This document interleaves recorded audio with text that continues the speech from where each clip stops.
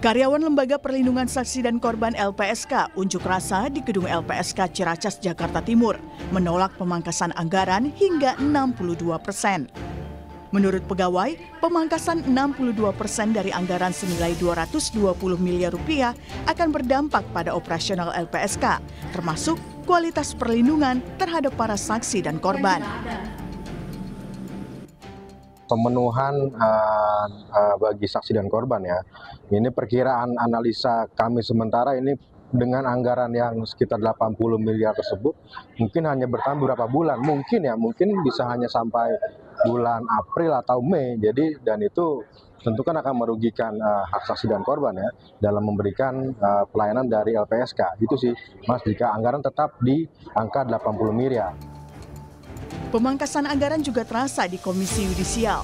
Dari anggaran tahun 2025 sebesar 186 miliar rupiah dipotong 54%. Akibatnya, anggaran gaji pegawai diperkirakan hanya cukup hingga bulan Oktober mendatang. Tak hanya itu, seleksi Hakim Agung juga terpaksa dihentikan sementara. Kami diminta melakukan efisiensi, ya segala hal, karena dengan anggaran yang ada, operasional saja sehari-hari itu agak terganggu, apalagi dalam rangka menjalankan tugas pokok dan fungsinya ya. Karena KAI juga tidak cukup, karena gaji pegawai saja itu hanya cukup sampai bulan Oktober. Dampak lainnya, pemerintah juga memangkas tenaga honorer sebagai bagian dari kebijakan Presiden terkait penghematan anggaran dari tingkat pusat hingga daerah. Wakil Menteri Dalam Negeri Bima Arya bilang pemangkasan tenaga honorer dilakukan berdasarkan kebutuhan. Dari efisiensi ya, yang pasti kita pastikan yang pelayanan mendasar wajib itu tidak dipotong, tunjangan juga, tetapi kan kita lakukan screening gitu. Ya kalau ada kontrak-kontrak honorer yang memang masih bisa dihemat ya kita lakukan penghematan. Berdasarkan surat Kementerian Keuangan, ada 16 item yang perlu dipangkas dari anggaran kementerian dan lembaga. Yang terbesar, efisiensi alat tulis kantor atau ATK yang mencapai 90%. Dan penghematan lainnya seperti sewa gedung, kendaraan dan peralatan sebesar 73,3%.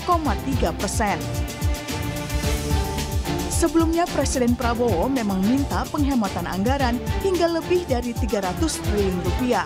Penghematan diperlukan salah satunya demi program makan siang gratis. Meski begitu, Prabowo menyebut ada pihak-pihak yang tak senang dan berusaha melawan kebijakannya. Pengeluaran-pengeluaran yang tidak perlu, pengeluaran-pengeluaran yang mubazir, pengeluaran-pengeluaran yang alasan untuk nyolong, saya ingin dihentikan, dibersihkan.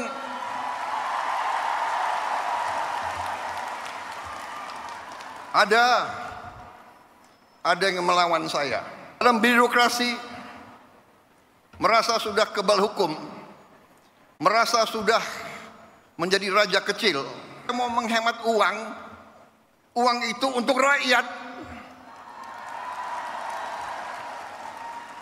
Untuk memberi makan untuk anak-anak rakyat. Lalu, apakah sebanding memangkas anggaran operasional pemerintahan dengan makan siang gratis? Tim Liputan Kompas TV.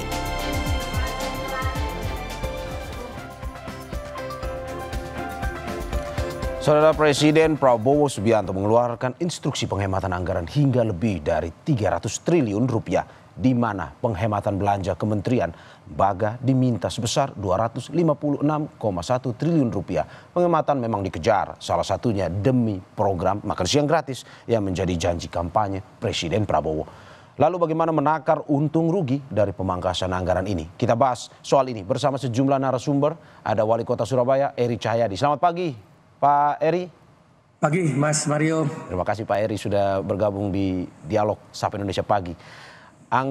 Selain itu juga ada anggota Badan Anggaran DPR RI dari fraksi PKS, Nasir Jamil. Bang Nasir, sampai saat ini masih terus kami hubungi dan nanti akan bergabung bersama kita. Dan juga ada pengamat kebijakan publik dari Universitas Trisakti, Trubus Rahardiansyah. Pak Trubus, selamat pagi. Ya, selamat pagi Mas. Terima kasih Pak Trubus, terima kasih narasumber sudah bergabung di Sapa Indonesia Pagi pada pagi hari ini. Saya pertama ke Pak Wali dulu. Pak Eri, selamat pagi. Pak Eri, Pemkot Surabaya, ini kita bahas 1 tahun belakangan, katanya sudah melakukan penghematan katanya ini. Apakah memang penghematan ini efektif dilakukan atau tidak sebenarnya? Jadi gini Mas Mario, pagi Pak Mario, Pak Trubus, izin. Ya, Pak saya hanya menyampaikan pengalaman saja di kota Surabaya. Ya. Ketika saya menjadi wali kota Surabaya, saya berpikir ada 2. Apa yang harus kita kerjakan? Mengutamakan yang lainnya atau mengutamakan sumber daya manusia? Karena untuk menyiapkan kota ini menjadi baik adalah sumber daya manusia yang kita siapkan. Pada waktu itu yang namanya stunting di tempat kami 28,5%. Pengangguran terbuka 9,6%. Kemiskinan 7,6%. Disinilah tujuan negara sebenarnya hadir itu adalah mengurangi kemiskinan, mengurangi stunting, mengurangi angka kematian ibu dan anak, menurunkan Gini rasio, menaikkan IPM dan sebagainya itulah. Itu tujuan negara. Sehingga pada saat itu saya berpikir tidak ada pilihan lain sehingga anggaran itu harus masuk untuk pembangunan sumber daya manusia. Untuk menyiapkan kota Surabaya memiliki orang-orang yang memiliki pemimpin yang di masa yang datang akan luar biasa. Begitu. Shifting berarti ya Pak Wali? Kenapa? Shifting anggaran berarti ya? Dipindahkan ke yang lebih prioritas? Betul. Sehingga kita punya prioritas dulu. Saya baru tanya apa kebutuhan wajib kita. Ya. Sehingga sebenarnya banyak pemerintahan yang bingung akan menentukan kebutuhan wajib kita. Ya. Maka kita buat kebutuhan wajib kita. Contoh, kebutuhan wajib itu adalah ada bayar listrik, ada bayar air, gaji pegawai. Setelah itu penanganan stunting. Maksud saya wajib itu tidak seperti yang aturan ya, tapi wajib yang harus kita selesaikan apa saja. Di situ baru saya lihat, oh ternyata bayar listrik itu bisa kita kurangkan dengan melakukan pekerjaan dimanapun kita lakukan. Sehingga pada waktu itu saya melakukan pekerjaan itu tidak lagi di kantor, tapi di balai RW. Bagaimana kita turun langsung merasakan kepada masyarakat. Sehingga penghematan listrik sangat luar biasa di kota Surabaya. Penghematan air juga luar biasa. Pada saat itu kritikan pada saya sangat luar biasa. Banyak mengatakan Pak Wali ki ada-ada saja ketika pekerjaan kok di balai RW tidak di kantor. Bagaimana pelayanan? Saya katakan kepada teman-teman, semakin sedikit orang ke kantor, semakin berhenti permasalahan di balai RW, maka selesailah petugas dari kewajiban pemerintah kota. Itu yang kita lakukan. Setelah itu kita juga melakukan penghematan terhadap ATK. Pekerjaan di Surabaya tidak ada lagi yang dilakukan secara manual. Kami menciptakan melalui aplikasi. Semua pekerjaan kita kerjakan melalui aplikasi, melalui surat, bahkan apapun pekerjaan sampai outcome itu kita kerjakan melalui aplikasi. Sehingga satu orang kami bisa tahu sampai siapa namanya hari ini mengerjakan apa. Sehingga kepala OPD itu harus bisa menjabarkan visi misi, membuat outcome dan dibagi per bulan, dibagi per hari. Anak buahnya harus mengerjakan apa sehingga outcome-nya akan terkena per hari. Dan itu akan kita lakukan di kota Surabaya. Sehingga kami tidak lagi butuh yang namanya ATK, terus setelah FGD kita kurangkan semuanya Mas. Sehingga pengurangan perjalanan dinas. Bahkan kami tidak ada lagi perjalanan dinas ke luar negeri. Kami nolkan pada waktu itu. Nah, sampai hari ini pun juga nol. Ke perjalanan luar negeri itu bagaimana kita perjalanan yang tidak ada kunker, perjalanan daerah yang di Jakarta kita konsultasi, tapi ke luar negeri kita hapuskan. Dan penghematan itu bisa sampai dengan 1 triliun yang terkait dengan ATK dan lain-lain tadi. Seperti perjalanan dinas dan lain-lain. Sehingga apa? Hasilnya yang kita rasakan, stunting kita dari 28,5 hari ini menjadi 1,6%, terendah se-Indonesia. Kemiskinan yang awalnya 7, sekarang hari ini menjadi 3,9. Yang pengangguran terbuka itu awalnya 9 menjadi 4. Nah inilah yang harus kita kejar sebenarnya. Dan kita sudah melakukan hal itu Mas. Sehingga ketika ada ATK yang dulu sekian persen itu kita jadikan cuma 30%. Hanya ada 30%. Dan FGD kita hilangkan sehingga kita menggerakkan masyarakat. Dan itu yang terjadi di kota Surabaya. Jadi ketika Pak Presiden hari ini menyampaikan hal itu, alhamdulillah Surabaya sudah menjalankan. Dan saya sudah dikatakan yang tidak mungkin pada waktu tahun 2024, 2023. Tapi setelah saya buktikan, hari ini stunting turun, kemiskinan turun, setelah itu pengangguran terbuka turun, masyarakat juga bisa naik pendapatannya dengan apa istilahnya kami padat karya, kerja yang dilakukan oleh padat karya. Alhamdulillah yang kita lakukan penghematan bisa kembali ke masyarakat dan bisa dirasakan oleh masyarakat. Begitu, Oke, berarti Pemkot Surabaya tidak terlalu kaget mendengar instruksi Presiden dan Menkeu terkait dengan penghematan anggaran ini ya, Pak? Bukan tidak terlalu kaget karena kami sudah menjalankan, tidak kaget sama sekali karena kami sudah menjalankan itu sudah di tahun 2022 akhir, 2023, 2024 dan kritikan tajam sudah ke saya dan saya bahkan sempat diwawancarai oleh beberapa media nasional ketika saya bekerja tidak di kantor. Dihajar habis, tapi ternyata terbukti pelayanan kami menjadi pelayanan terbaik. Bahkan reformasi birokrasi kami yang dilakukan penilaian oleh PAN menjadi kota terbaik satu-satunya yang mendapatkan nilai AA, nilai tertinggi. Karena kami bisa melakukan pelayanan itu. Karena ternyata setiap kemampuan PNS kami itu luar biasa. Tapi hari ini tinggal apakah kita bisa menggerakkan mereka, bisa menyemangati mereka dengan bergerak bersama dengan masyarakat, iya atau tidak. Kalau kita bisa bekerja sama, selesai. Karena yang dulu anggaran-anggaran yang turun ke masyarakat untuk menghitung, kami lakukan kepada masyarakat dengan namanya kader Surabaya Hebat. Sehingga namanya konsultan, namanya apa, hilang semuanya. Sehingga hari ini yang membangun mendata stunting, mendata kemiskinan, mendata penyakit apa di kampung itu adalah kader Surabaya Hebat, orang-orang Surabaya yang satu orang memegang 20 rumah di kota Surabaya. Oke, begitu, Mas. Pak, tapi sebelum saya ke Pak Trubus, saya ingin bertanya, bagaimana kita mengentaskan pengangguran, sedangkan ini honorer ketar-ketir juga nih melihat itu. Dari Pemkot Surabaya bagaimana? Jadi begini Mas, di Pemkot Surabaya selalu Pak Presiden selalu mengatakan bagaimana menggerakkan masyarakat dalam pembangunan. Ya. Kami ada pembangunan rumah tidak layak huni. Rumah tidak layak huni itu adalah untuk rumah orang yang akan dibangun. Yang membangun ini adalah warga kota Surabaya yang kita latih, kita sertifikatkan. Ya. Membeli barangnya harus di toko bangunan di sekitarnya. Sehingga menggerakkan masyarakat di sana. Kedua, ketika kita memberikan kebutuhan seragam untuk warga miskin, maka kita akan menggerakkan masyarakat-masyarakat miskin yang ada di kota Surabaya, kita latih mereka untuk menjahit. Setelah itu nanti sekolah-sekolah itu membeli bajunya itu kepada UMKM masyarakat miskin yang kita kumpulkan. Bahkan ada yang menjual ginjal, Mas. Alhamdulillah hari ini tidak menjadi jual ginjal pada waktu itu karena kita berikan pekerjaan kepada mereka. Ya. Dan orang miskin bisa seperti pembuatan paving. Maka kita bekerja sama dengan vendor-vendor besar sehingga kita latih mereka, kita belikan alat karena paving itu ada paving yang dilewati motor K175. Motor dan sepeda dan mobil biasa. Ada yang dilewati truk ke atas 250 ke atas. 250 sama K350, 225 sama 350. Yang 175 ini kami membawa orang-orang miskin, kami latih padat karya di Surabaya sehingga masuk ke dalam e-katalog, kita beli di sana. Itu pergerakannya, Mas. Dari Pak Trubus sendiri melihat ini ada beberapa hal yang sudah dilakukan Pemkot Surabaya, tapi juga nasional. Ada memang pemerintah daerah terkait juga dengan ada kementerian yang memang masih pusing juga dengan efisiensi anggaran ini. Pak Trubus melihat untung ruginya di mana sebenarnya? Ya, kalau saya lihat sih pertama bahwa ini lebih kepada bagaimana pengambil kebijakan atau kepala daerah secara inovatif kreatif mencari sebenarnya program-program mana yang kategori prioritas dan mana yang kategori istilahnya prioritas nomor 2 atau nomor 3. Itu aja sebenarnya. Yang kedua, seperti juga di Surabaya tadi dijelaskan itu ada semacam partisipasi publik karena sungguhnya selama ini memang kita dalam penyusunan program-program bangunan lah katakanlah itu lebih banyak kepada sistemnya itu elitis gitu loh. Jadi minimnya partisipasi publik itu yang menyebabkan anggaran itu sering membengkak. Ya. Nah, yang kedua, saya melihat juga begini, Mas. Ini penyusunan anggaran kan selama ini itu menjadi ribut karena rame karena selama ini tuh sifatnya itu bottom up, Mas. Jadi karena bottom up, apa-apa disusun dari bawah. Nama program seringkali sama, banyak yang redundant. Seperti dikatakan pemerintah banyak dan kita sudah lihat juga beberapa program yang nama-namanya itu mirip-mirip gitu. Yang satu peningkatan, yang satu pemberdayaan, yang satu pembinaan. Sebenarnya itu sama gitu ya intinya, cuman itu dengan rupa.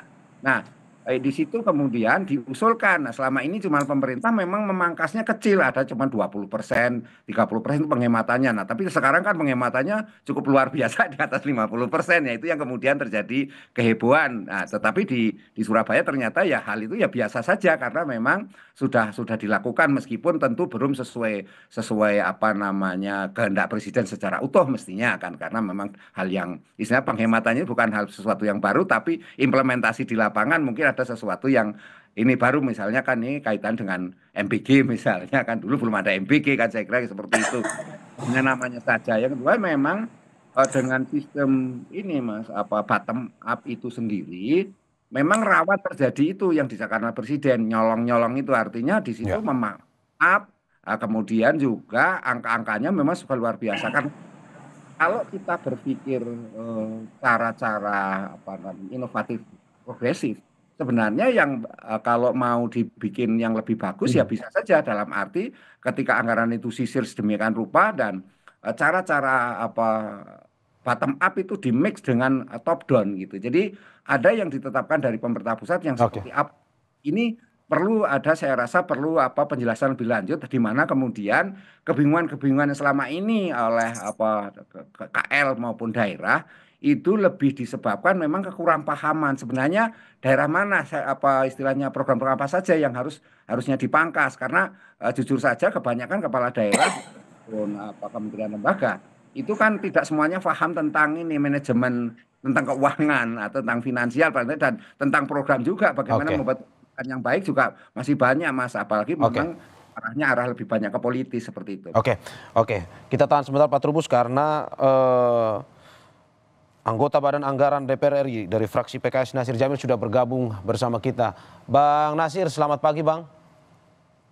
Ya, assalamualaikum warahmatullahi wabarakatuh. Selamat pagi. Waalaikumsalam warahmatullahi wabarakatuh. Saya langsung ke Bang Nasir. Bang Nasir, pembahasan efisiensi anggaran ditunda. Ini kritik dari DPR atau sebenarnya bagaimana? Ini kritik secara halus atau bagaimana?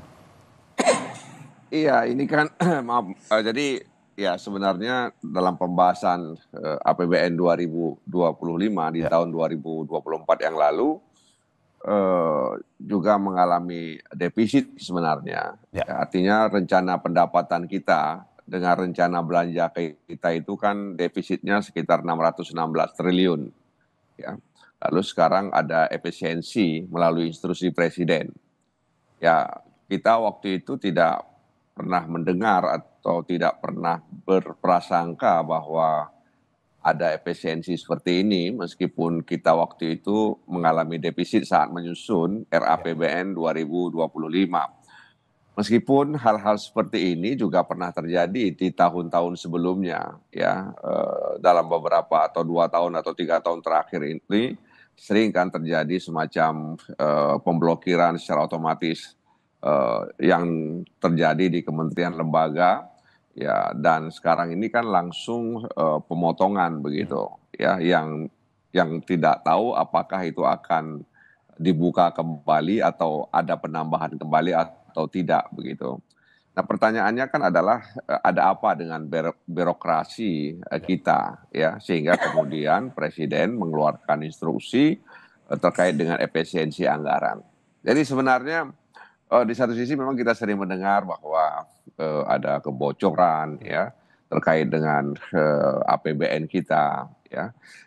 Tapi di sisi lain kita juga berusaha untuk mempertanyakan ya ada apa dengan birokrasi kita sehingga kemudian presiden mengeluarkan instruksi terkait dengan efisiensi anggaran itu. Nah, karenanya bagi saya ini satu peluang dan juga sekaligus tantangan bagi Presiden Prabowo bersama kabinetnya untuk mengevaluasi ya kinerja di di kementeriannya ya, apalagi hari ini ada penambahan menteri ya, penambahan kelembagaan dan kementerian, dan tentu saja dengan adanya efisiensi ini yang menjadi satu ujian nyata ini bagi para menteri, apakah mereka mampu dengan anggaran yang efisien itu, dengan anggaran yang dipotong itu, mereka bisa tetap bekerja melayani kepentingan masyarakat ya dan tidak mengganggu perekonomian. Karena apapun ceritanya, sektor atau pertumbuhan ekonomi kita itu masih dipengaruhi oleh APBN dan APBD. Ya. Oke, Bang, berarti dari Bang Nasir sendiri melihat bahwa sebenarnya ini adalah sebuah kritik dari item-item yang dipotong sebenarnya atau di switch ke anggaran yang diperlukan, diprioritaskan. Ini sebenarnya menurut Abang akan berdampak sangat besar terhadap khususnya pelayanan masyarakat atau bagaimana? Iya, jadi kalau kita lihat apa yang disampaikan misalnya seorang Hasyim ya, yang menyampaikan dalam beberapa kesempatan misalnya bahwa Presiden Prabowo itu sangat teliti, dia bukan hanya melihat satu layer, tapi beberapa layer dia melihat di APBN kita itu. Dan kalau kita melihat instruksi tersebut lalu diikuti dengan peraturan Menteri Keuangan terkait apa saja yang diefisiensikan itu, memang ya rata-rata itu kan kebanyakan soal-soal yang sifatnya seremonial ya, dan juga soal apa namanya hal-hal yang selama ini terjadi di perkantoran, soal kelistrikan, soal alat tulis kantor, soal jemputan, soal seremonial. Ya seremonial dalam arti kadang-kadang kementerian lembaga itu membuat acara-acara ya penganugerahan ini, penganugerahan itu, gitu kan, apa namanya, sehingga kemudian itu kan mengeluarkan biaya. Jadi sebenarnya ini juga seperti saya katakan di awal tadi, ini peluang dan tantangan sekaligus ujian yang nyata bagi kementerian lembaga yang membantu Presiden Prabowo, apakah mereka masih berpikir ya mensiasati pemangkasan ini untuk tetap menjalankan fungsi-fungsi pelayanan publik. Dan kalau kita melihat dan membaca itu kan ada semacam ragam pendapat para menteri terkait dengan pemangkasan ini. Tapi ini sebenarnya kan mungkin juga secara politik Pak Presiden ingin melihat mana menteri yang kira-kira tetap tetap punya cara berpikir yang baik, yang mengoptimalkan kekurangan yang mereka miliki. Ya, Oke, seperti, Bang. Oke. Bang, tapi kalau melihat ini kan dari DPR sendiri melihat apakah memang sebenarnya efisiensi ini perlu dilakukan agar tidak terjadi dana yang bocor, ataukah sebenarnya lebih menunggu penjelasan ini apakah efisiensi sebenarnya untuk program prioritas yang salah satunya adalah makan bergizi gratis? Oh iya, jadi memang ada program prioritas dan juga ada agenda utama yang akan dilakukan oleh Presiden Prabowo ya selama 1 tahun ini. Yang satu diantaranya itu adalah makanan bergizi gratis ya. Ya meskipun memang ada Badan Gizi Nasional, kita sadar bahwa ini sedang dalam proses konsolidasi. Kami mendapatkan informasi memang sedang melakukan konsolidasi, dan tentu saja nanti mungkin Presiden beserta jajarannya akan mengevaluasi dalam waktu dekat apakah memang harus semuanya ya, dan karena itu kan banyak rantai yang harus disatukan terkait dengan program makanan bergizi gratis tersebut. Di satu sisi memang itu satu program yang memang diharapkan bisa memberikan istilahnya nutrisi ya kepada anak-anak didik kita. Tapi tentu saja harus ada evaluasi agar tidak terjadi istilahnya itu di lapangan kekacauan dalam tanda kutip. Oke. Saya ke Pak Eri. Pak Eri, apakah memang dengan pembicaraan terkait dengan efisiensi anggaran ini akan diprioritaskan untuk makan bergizi gratis? Apakah Pemkot Surabaya sudah siap dengan pelaksanaan tersebut, dan juga apakah betul katanya efisiensi anggaran ini karena ada raja-raja kecil yang terlihat di wilayah kementerian atau pemerintah daerah? Tapi sebelum menjawab, kita ke jeda berikut. Terima kasih, masih di Sapa Indonesia Pagi bersama saya Maris Harong dan sejumlah narasumber saya. Ada Wali Kota Surabaya Eri Cahyadi, anggota Banggar DPR RI dari fraksi PKS Nasir Jamil, dan pengamat kebijakan publik dari Universitas Trisakti Trubus Rahardiansyah. Saya ke Pak Eri lagi. Pak Eri, bagaimana melihat ada shifting anggaran ke yang prioritas, tetapi ini untuk pelaksanaan makan bergizi gratis, program prioritas Presiden Prabowo. Dari Pemkot Surabaya sendiri melihatnya seperti apa? Jadi begini Mas, saya sepakat dengan Bang Nasir dan Pak Trubus. Setiap kepala daerah itu harus memiliki skala prioritas dan tahu anggarannya digunakan apa. Mohon maaf, saya dulu adalah mantan kepala Bapeko Kota Surabaya sebelum menjadi wali kota. Jadi ketika saya tahu, ini yang harus saya kerjakan, Sehingga ini tidak perlu kita kerjakan. Bahkan kami ketika menjadi kepala dinas di tempat saya sekarang, saya harus mengajukan proposal. Proposal itu apa yang akan dia kerjakan? Karena intinya ketika dia menerima gaji, dia punya tupoksi. Maka tupoksi itu harus dikerjakan sesuai dengan gajinya dia. Kecuali ada pembangunan infrastruktur, baru butuh anggaran baru. Tapi yang tidak bersifat itu maka bisa dikerjakan oleh kewajibannya dia dengan gaji yang kita terima sebagai pegawai negeri sipil. Begitu. Yang kedua, tadi yang soal makan bergizi gratis, bahkan kami sempat menganggarkan 1,1 triliun pada waktu itu kami berdiskusi dengan provinsi, kami menggedok anggaran, disampaikan oleh teman-teman provinsi, dievaluasi untuk makan bergizi 1,1 triliun untuk gratis, untuk makan bergizi gratis, masuk ke dalam APBD. Ya. Tapi setelah disampaikan oleh Pak Presiden bahwa anggaran itu semuanya dari APBN, maka 1,1 triliun ini kita gunakan lagi untuk kepentingan yang lainnya. Tapi sebenarnya permakanan di kota Surabaya kita sudah berikan kepada lansia, kita berikan kepada stunting, itu sudah kita berikan. Sehingga apa? Sebenarnya intinya, dan seperti Pak Trubus sampaikan, setiap kepala daerah atau setiap kepala dinas di tempat kota Surabaya itu harus tahu apa yang harus dia kerjakan, anggarannya berapa, akan digunakan untuk apa. Mohon maaf, lurah di tempat kami, bahkan RT, kita punya aplikasi, itu kami bisa tahu. Dalam satu kampung itu terdiri dari berapa rumah, dalam satu rumah terdiri dari berapa jiwa. Yang miskin berapa, yang umur produktif miskin berapa. Ditanya seperti itu kami bisa jawab. Ya. Nah, akan jadi lucu ketika semua pemimpin ini, kepala daerah tidak pernah tahu. Ini berapa jumlah rumahnya, berapa yang miskin, berapa, nggak ada yang tahu dijawab. Ini yang akan tidak bisa menentukan anggaran di depan.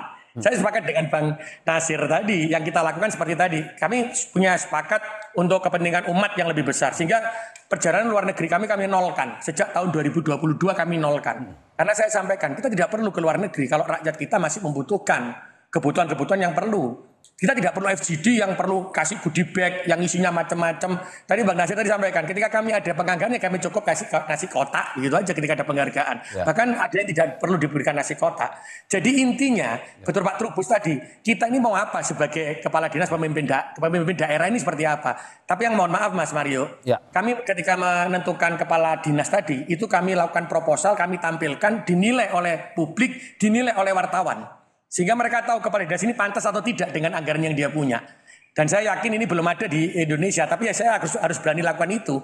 Karena bukan karena suka dan tidak suka, tapi mereka mampu atau tidak mampu sebagai profesional untuk sumpah kita sebagai PNS, karena saya sebelumnya sebagai PNS, untuk memberikan yang terbaik bagi masyarakat. Itu saja Mas Aryo. Tergantung diri kita sendiri. Oke Pak Eri, tetapi kan ada beberapa item yang memang dikurangi, salah satunya listrik misalkan, yang akhirnya membuat para pegawai ini harus pulang lebih cepat. Ini mungkinkah berdampak kepada pelayanan publik pada akhirnya? Oh tidak Mas, tadi saya katakan pelayanan publik saya sudah menggunakan aplikasi, bahkan pelayanan adminduk saja kami lakukan di Balai RW. Kalau jenengan lihat, mohon maaf saya bekas pegawai negeri juga. Kadang-kadang teman-teman itu kalau di kantor komputer nyala, AC nyala, orang tidak mengerjakan apa-apa Mas. Oke. Maka itu saya turunkan mereka kerja di Balai RW. Sehingga kami menggunakan semua aplikasi. Ketika menggunakan aplikasi, warga itu kami ajarkan. Tadi Pak Trubus menyampaikan peran masyarakat. Sehingga kami mengajarkan RT bagaimana menggunakan aplikasi ketika ada orang mengurus KTP, cukup ke RT-nya dibantu. Kalau tidak ke Balai RW kami bantu lewat aplikasi, masuk kami proses. Sehingga yang di kantor tidak perlu banyak orang. Ataupun dia bisa kerja dimanapun, tapi menggunakan aplikasi untuk memproses itu. Dan itu sudah berjalan di kota Surabaya. Dan itu kami lakukan. Awal-awal kami memang dikatakan, oh tidak mungkin, tapi hari ini mungkin.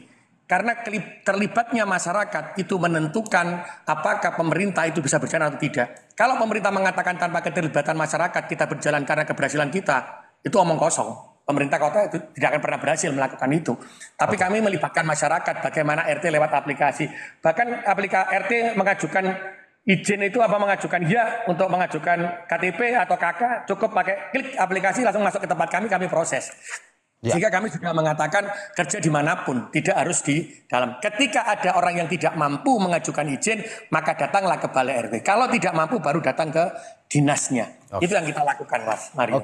Oke. Bang Nasir, ini melihat kalau dari Pemkot Surabaya sendiri memang sudah siap, karena memang sudah ada setahun ini mereka melakukan efisiensi anggaran, dan ketika ada instruksi seperti ini ya mereka lebih bisa berjalan mungkin saja tanpa ada hambatan.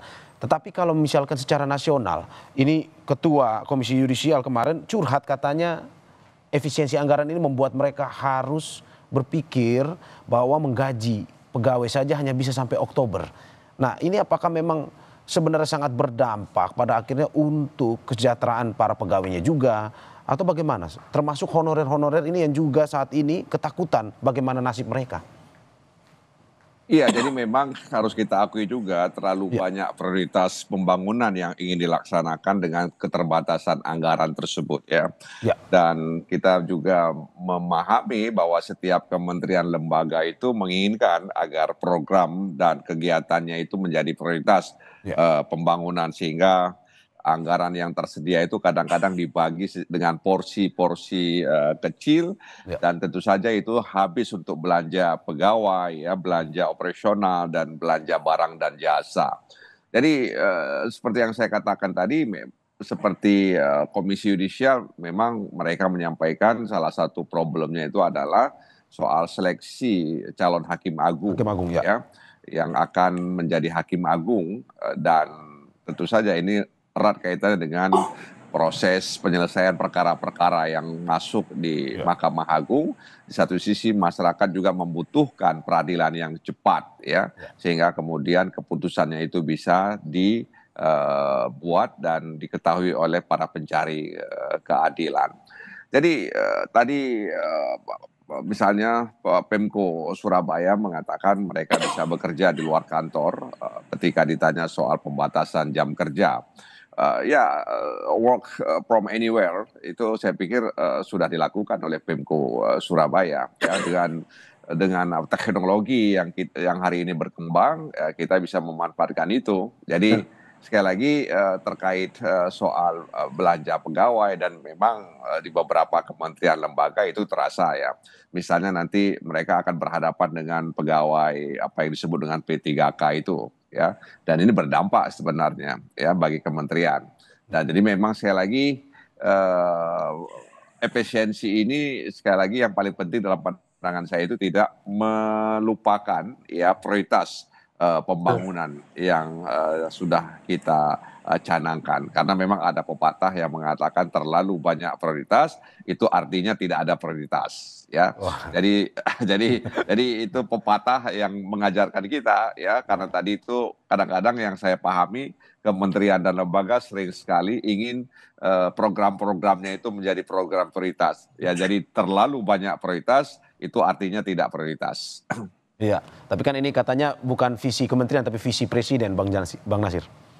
Iya, tentu saja karena mereka berada dalam gerbong kabinet merah putih, tentu presiden bertanggung jawab sepenuhnya dengan instruksi ini, dan diharapkan para menteri dan kepala lembaga itu bisa menyesuaikan apa yang menjadi instruksi presiden tersebut tanpa kemudian melupakan prioritas pekerjaan atau agenda yang dimiliki oleh kementerian dan lembaga tersebut. Makanya saya katakan ini ujian yang nyata bagi para menteri dan kepala lembaga, apakah mereka mampu beradaptasi dan menyesuaikan rencana-rencana mereka dengan efisiensi yang diinstruksikan presiden tersebut. Kalau mereka bisa lolos dari ujian ini, ya tentu mereka akan bertahan dalam kabinet merah putih. Kalau tidak, ya seperti yang sering disampaikan oleh Pak Prabowo atau orang-orang dekatnya, ada menteri-menteri yang tidak sejalan dengan presiden dan lain sebagainya.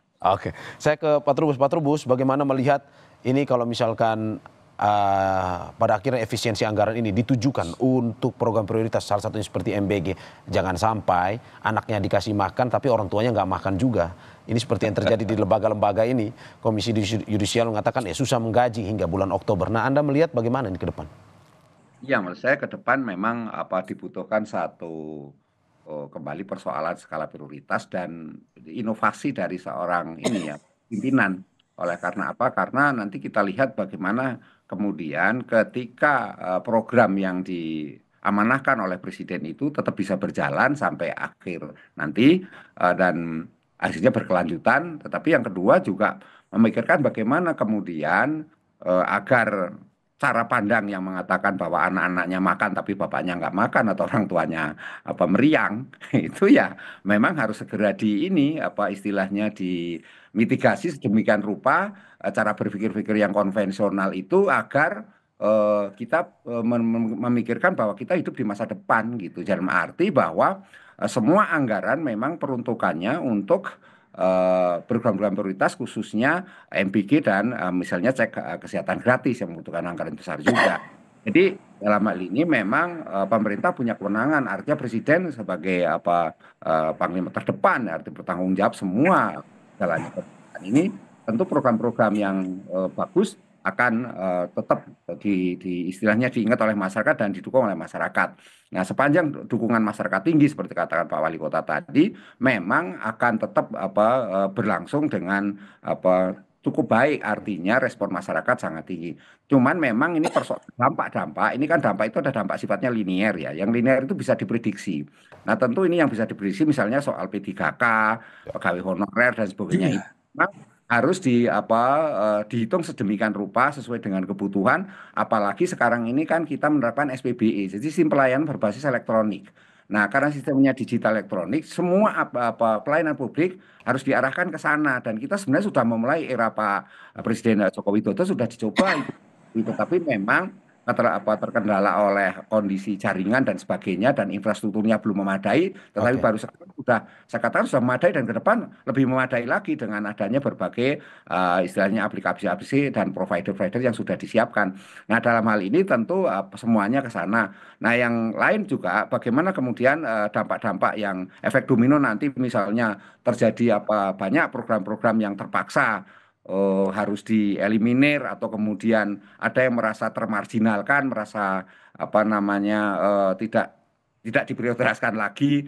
Nah, ini memang perlu ada semacam ini juga pembenahan mengenai struktur birokrasi. Itu penting sekali karena selama ini memang di publik itu banyak sekali kritikan-kritikan karena bagaimana presiden menambah kementerian lembaga, tetapi kemudian secara otomatis juga kemudian melakukan istilahnya pemangkasan yang besar-besaran di atas 50% lagi. Ini yang menyebabkan istilahnya tanda petik kemarahan dan emosi yang saya rasa kemudian kita lihat bagaimana kemudian presiden pun menanggapinya dengan cara yang juga. Gitu. Saya singkat saja terakhir Pak Eri, bagaimana Anda melihat ini optimis sebenarnya atau tidak pada pemerintah daerah lainnya ini mencontohi Surabaya yang sudah lebih dahulu melakukan efisiensi dan juga efektif pada saat instruksi ini keluar.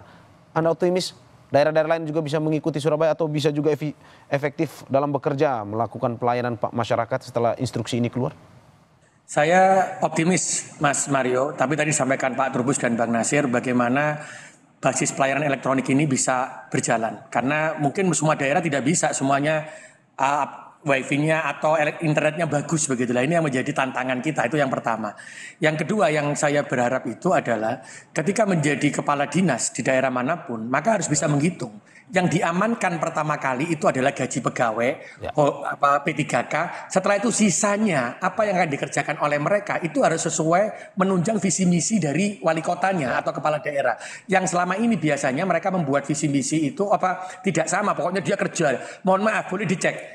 Setiap anggaran daerah itu setiap tahun, tadi seperti Pak Trubus sampaikan, kegiatannya pasti sama. Saya juga jadi bingung ketika jadi wali kota, kok jadi sama terus ya? Harusnya kan berbeda. Kalau ini sudah tercapai dan itu sudah tertuang dalam RPJMD 5 tahunan. Maka dia harusnya bisa, oh hari ini mengerjakan banjir, oh tahun ini mengerjakan kemiskinan. Itu yang harus disampaikan kepada masyarakat, sehingga masyarakat bisa menerima itu. Kalau kepala dinas tidak bisa mengetahui itu, dan cilakannya kepala daerah juga tidak mengetahui itu menjadi bumerang bagi pemerintahan untuk menjadikan pemerintahan yang baik. Itu saja Mas. Jadi harus tahu anggaran dan tahu skala prioritas, dan tahu mana belanja wajib, mana setelah ada sisa, mana yang menjadi prioritas dituangkan dalam RPJMD sehingga 5 tahun visi misi dari kepala daerah terwujud atau presiden. Oke. Saya terakhir ke Bang Nasir, singkat saja Bang, bagaimana melihat bahwa pemerintah di satu sisi harus ada program prioritas, tapi di satu sisi juga ya harus memperhatikan kesejahteraan pegawainya juga tanpa merugikan orang lain. Ya, jadi harus dipahami bahwa pemerintah pusat dan daerah itu satu kesatuan yang tidak bisa dipisahkan. Nah, karena itu mari bersama-sama kita melakukan mitigasi terkait dengan efisiensi ini, terutama dampaknya dalam konteks implikasi sektor ekonomi. Ya, karena ini juga akan sangat rentan jika nanti kemudian ada berita-berita bohong atau hal-hal yang kemudian mengatakan bahwa efisiensi ini akan berdampak terhadap sektor ekonomi ya, terutama UMKM kita ya, dan potensi pemutusan hubungan kerja.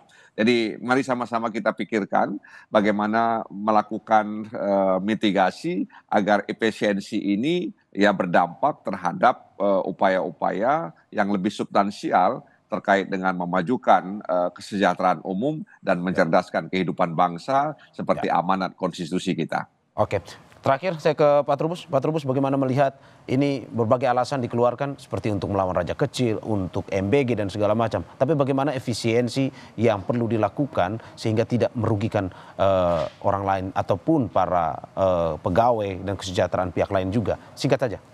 Ya, menurut saya ini pemerintah segera membuat satu kebijakan regulasi yang transparan, jelas gitu ya, terkait dengan efisiensi ini. Karena sampai hari ini kan kementerian maupun lembaga dan daerah masih menunggu, karena ini kan mau berubah sifatnya top down kan, karena sifatnya top down artinya pemerintah pusat sudah merumuskan kebijakannya apa saja dan tinggal nanti membreakdown ke bawah, mensosialisikan kepada kementerian lembaga, termasuk di dalamnya internalisasi terkait dengan program-program yang memang sudah ditetapkan oleh pemerintah pusat. Itu saja Mas, dalam arti bahwa semuanya cara berpikir bottom up itu sudah harus ditinggalkan dan harus diganti lagi dengan cara berpikir yang namanya top down itu, sehingga semuanya ditentukan oleh pemerintah pusat, dalamnya presiden yang menentukan. Menurut saya itu, Mas. Oke, terima kasih Bapak-Bapak atas apa yang disampaikan. Terima kasih Wali Kota Surabaya Eri Cahyadi atas apa yang disampaikan pada pagi hari ini. Terima kasih juga anggota Badan Anggaran DPR RI dari fraksi PKS Nasir Jamil, dan juga terima kasih pengamat kebijakan publik dari Universitas Trisakti